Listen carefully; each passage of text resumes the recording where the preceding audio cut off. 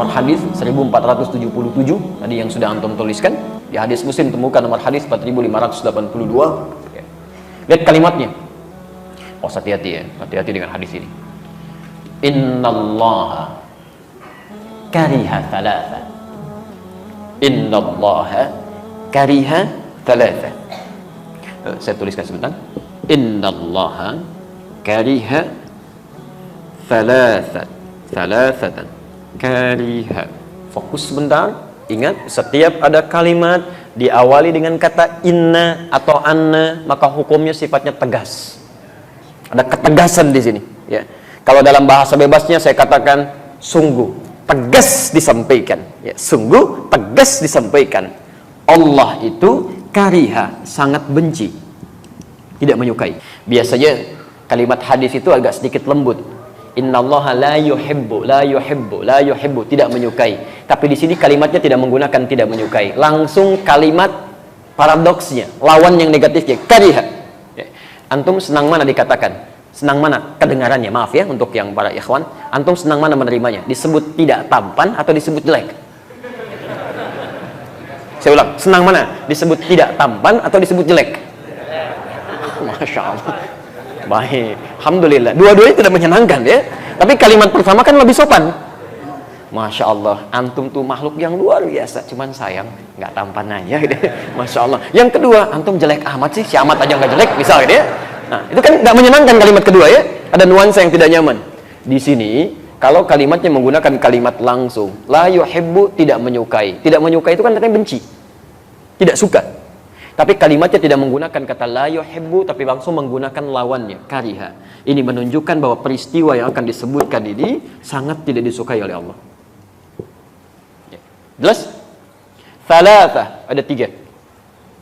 Awas jangan sampai antum terjebak satu di antara 3 ini. Ini berbahaya.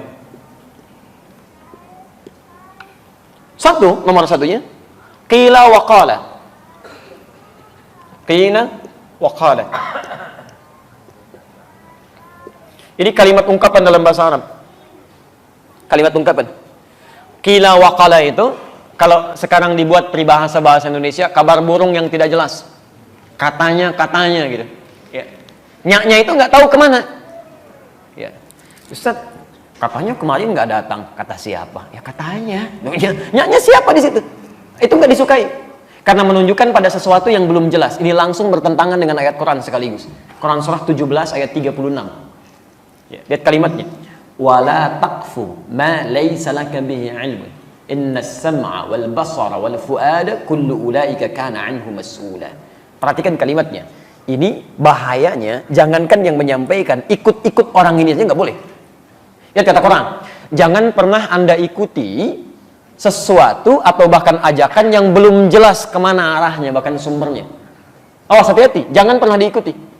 Walaupun dalam kalimat sederhana ya, misal, ikut yuk, kemana? Pokoknya ikut aja deh, nanti lihat. Itu kalau adab Quran nggak boleh diikuti, nggak boleh, nggak usah pakai nggak boleh, jangan diikuti. Kenapa? Karena antum belum bisa memastikan antum dibawa kemana. Bagaimana kalau diajak ke tempat bermaksiat, ke tempat yang tidak disukai oleh Allah Subhanahu Wa Taala? Ya. Ketika antum terjebak dalam kesalahan, menyalahi aturan Allah, berbuat fasik bahkan di situ, maka lihat kalimat ayatnya. Innas sam'a wal basara wal fuada. Telinga kamu akan ditanya, mata kamu akan ditanya, bahkan pikiran kita akan ditanya. Kalau kalimat bebasnya, akal kamu dikemanakan sampai kamu nggak tanya dulu. Telinga kamu dikemanakan sampai nggak dengar dulu perkataan dia. Mata kamu dikemanakan sampai nggak lihat dulu informasinya. Jelas di sini? Baik, maka yang pertama, Allah sangat tidak menyukai, sangat membenci hal-hal yang tidak jelas sifatnya. Qila wa qala. Kata si fulan, kata ini, kata itu, tapi tidak jelas dari mana sumbernya. Jelas di sini? Apalagi dibawa dalam nuansa agama, itu nggak boleh. Ya, nuansa syariat itu ditinggalkan. Ya. Oke, 2, idha'atul mali. Idha'atul mali. Boros, menyia-nyiakan harta. Idha'atul mali. Idha'atul mali, atau di sini idha'atul mali, ya. Menyia-nyiakan harta. Insyaallah.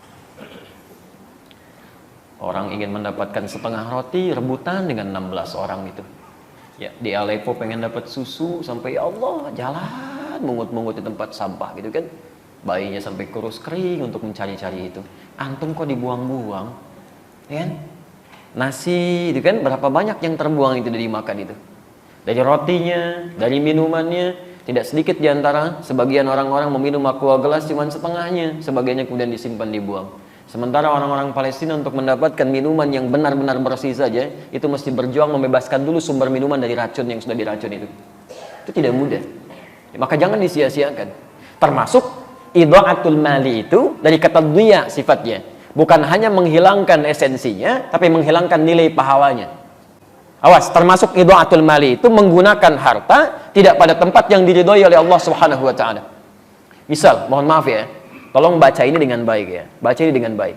Aturan Qur'annya, setiap Allah tambahkan harta kepada kita, itu adalah peluang lain bagi kita untuk meningkatkan ibadah lewat harta itu.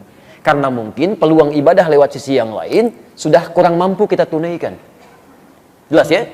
Ada orang sudah bisa puasa, bahkan Masya Allah, Seninnya sudah jalan. Tapi jangan dulu senang, karena yang lain sudah tambah dengan Kamisnya. Ada yang sudah puasa Senin Kamis, Alhamdulillah, jangan dulu bangga. Orang lain sudah Ayyamul Bid. Ada yang sudah Ayyamul Bid, jangan dulu merasa gembira. Orang lain sudah puasa Daud. Hari ini puasa, besok tidak. Karena semakin banyak yang dikurangi, barangkali, Masya Allah dengan tenaganya dia puasa. Antum tidak bisa menyaingi itu. Karena ada ketidakmampuan. Allah berikan sumber yang lain. Gak usah nekat. Emang dia aja yang bisa Daud, besok saya Sulaiman. Gak bisa.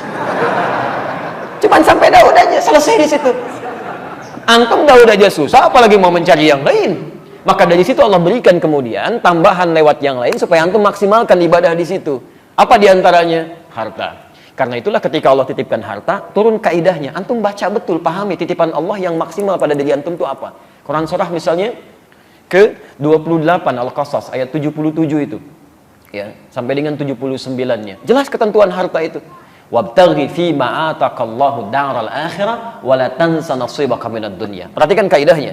Setiap kami tambahkan keluasan harta benda, kata Allah gunakan itu untuk mencari peluang terbaik mendapatkan tempat di akhirat. Dengan kata lain, gunakan untuk ibadah, untuk mendapatkan kemuliaan akhirat. Karena mungkin kamu belum terbiasa bangun malam sambil berlama-lama, hafal Quran belum didapatkan, Masya Allah, puasa belum dijalani dengan konsisten yang sunnahnya. Nih, tambah dengan ini. Kalau orang baca, kamu belum mampu baca dengan maksimal, minimal sedekah dengan hartamu ini, belikan mushafnya, simpan di masjid. Satu huruf yang dibacakan, kamu dapat bagian 10 kebaikannya. Masya Allah, itu yang kita ambil. Bukan dijadikan bahan untuk kesombongan diri. Kalau cuma sombong, yang dulu sudah ada, namanya korun. Hartanya lebih banyak dibandingkan antum. Jangankan hartanya, kuncinya aja kalau dibawa-bawa, itu dibawa orang-orang di belakangnya. Kalau jalan kemana-mana, Pak, maaf ya, saya sering ulang kisah ini. Korun itu informasi Quran di ayat 76 surah ke-28, surah ke-28 ayat 76. Inna qaruna kana min qaumi Musa fabagha alaihim. Korun itu termasuk kaum di zamannya Musa, sombongnya luar biasa. Ya, sombong dengan hartanya. Bagha itu sombong dengan harta. Kalau sombong dengan kedudukan disebut togo. Fir'aun disebut togo. Qarun disebut bagha, sombong dengan harta. Tapi apa yang disombongkan? Wa inna mafatihahu latanu'u bil usbah. Dan sungguh kunci-kunci berangkasnya saja, itu kalau diangkat orang-orang terkuat di zamannya, masih belum keangkat, Pak. Baru kuncinya aja. Kuncinya. Antum kalau punya kunci berangkas satu aja, antum tampilkan begini, dipublikasikan atau antum sembunyikan? Pasti disembunyikan, nggak ada kisahnya orang punya baru satu berangkas, kuncinya dipoto, ceklik, berangkas saya yang terbaru. Ya itu cari masalah. Itu baru satu, Korun tidak. Nih saya banyak nih, kalau mau ambil aja. Ini aja ngangkatnya nggak kuat. Kemana-mana kunci, kaya, sombong, Pak. Ini kalau ada orang kaya sekarang sombong, Bu, itu ketinggalan. Dan keterlaluan karena dia tidak sekaya Korun. Dan Korun hancur juga gitu. Makanya turun ayat tadi. Itu saya tambahkan kata Allah, bukan untuk disia-siakan. Ngapain sombong? Karena nggak akan dibawa pulang. Gunakan untuk peluang beramal. Ada baju baru, pakai dulu untuk beramal. Pakai untuk sholat dulu, kan? Ada alas kaki baru, gunakan untuk ibadah. Sehingga ketika Allah ambil, maaf, kalau Allah titipkan kepada kita sandal, hakikatnya sandal itu punya siapa? Sudah, kita cuma dititipin aja. Mumpung masih dititipkan, gunakan dengan baik sebelum itu diambil lagi. Saya ulangi, sandal punya siapa? Kalau ada hilang, jangan marah. Tugas antum mencari, ikhtiar, bukan marah. Awas, bukan marah. Yang punya siapa? Sudah. Kalau yang punya sudah mau ngambil, tinggal di mana kemudian dia dititipkan. Mungkin gantian. Ya, antum ikhtiar aja cari. Kalau sudah tidak didapatkan, mungkin Allah mengganti, dititipkan kepada yang lain. Tapi hati-hati kalau ngambilnya dengan cara yang tidak salah, ada sesuatu yang mungkin yang haram yang akan diambil dari antum. Karena rezeki pencuri itu rezeki yang haram. Ya. Tapi poinnya adalah bukan itu. Poinnya, mumpung masih dititipkan, gunakan pada yang baik. Kalau sudah nggak ada, antum nggak punya peluang lagi.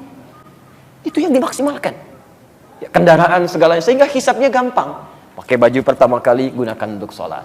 Begitu dihisab, hei fulan, dari mana harta yang kamu dapatkan? Engkau maha tahu ya Allah, mendapatkan dengan cara yang halal. Keringatnya bagi dia, menjadi saksi semuanya. Allahu Akbar. Kemana engkau pertama kali gunakan? Ya Allah, bajunya bicara untuk sholat.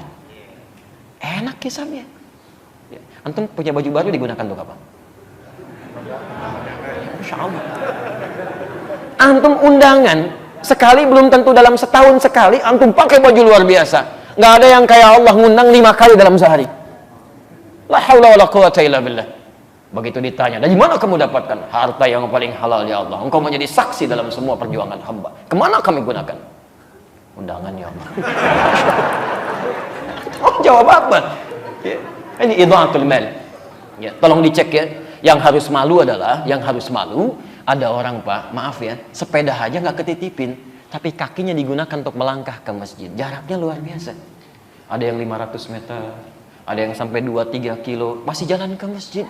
Antum tetangga masjid, sepedanya ada, motornya ada, masih ada alasan hujan, kasih payung, ada alasan lagi kasih mobil, Masya Allah, ada semuanya. Belum mau ke masjid juga, antum mesti dikasih apa lagi supaya mau ke masjid?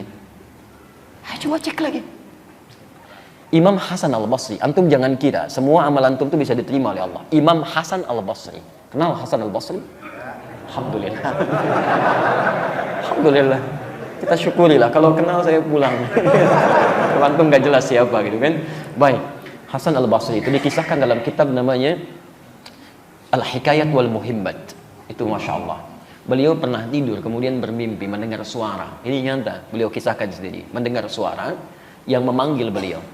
Ya, hei ya Abdullah, kurang lebih demikian lima makna. Menurut kamu amalan apa yang paling diterima oleh Allah?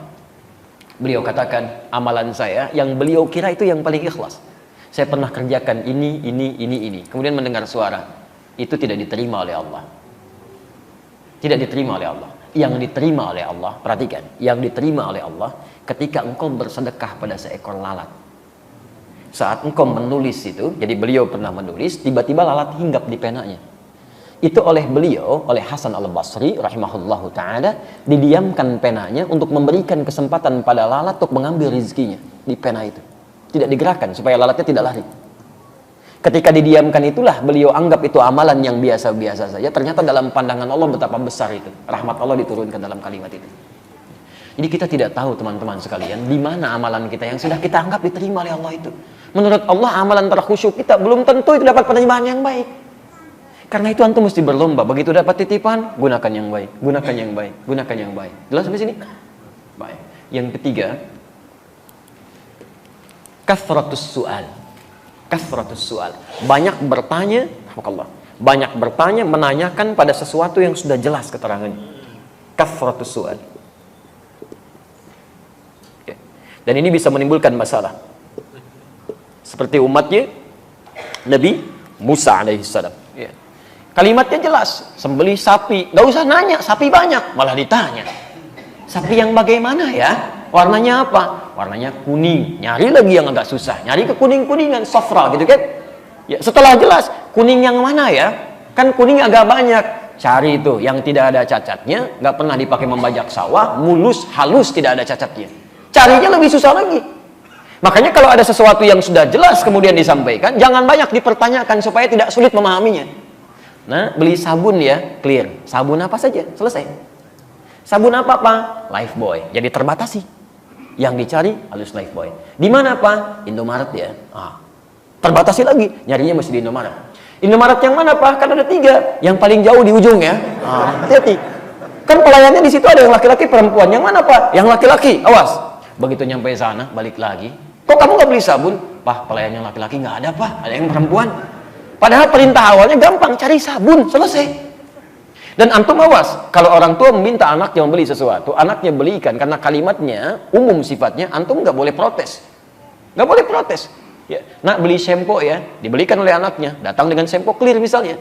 Antum pengennya zinc, kok beli yang clear? Kan papa bilangnya sempo. Selesai sampai sini. Jelas ya? Jadi kalau ada sesuatu yang sudah terang, sudah jelas, jangan banyak dipertanyakan sehingga mendapatkan kesulitan-kesulitan dalam prakteknya.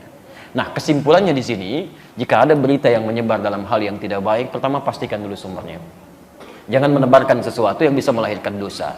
Hindari kesimpulan yang tidak tepat. Yang kedua, pastikan sumbernya baik. Yang ketiga, mohon maaf, jangan cepat disebarluaskan sebelum nyata maslahat atau madaratnya. Dan sekalipun Anda telah jelas mengetahui dari mana sumbernya, itu pun tidak harus kemudian Anda sebarkan lagi pada orang lain jikalau tidak ada manfaat yang bisa hadir dalam kehidupan bermasyarakat kita. Jelas di sini? Ya. Jadi tidak setiap yang sudah kelihatan jelas sumbernya langsung Anda ekspos, tidak begitu. Ini ada manfaatnya enggak? Kalau nggak ada manfaatnya, tinggalkan. Kalau ada manfaatnya, sebarkan. Dan itu yang bisa menghadirkan pahala untuk kehidupan kita. Kalau pernah terjadi dalam kehidupan kita, menyebarkan sesuatu yang tidak kita tahu, kemudian tiba-tiba jadi keliru itu, maka insya Allah kalau dilakukan dengan cara yang tidak sengaja, karena ketidaktahuan dan tidak ada ilmu di situ, termaafkan sepanjang kita bisa bertobat dan beristighfar pada Allah tanpa mengulanginya.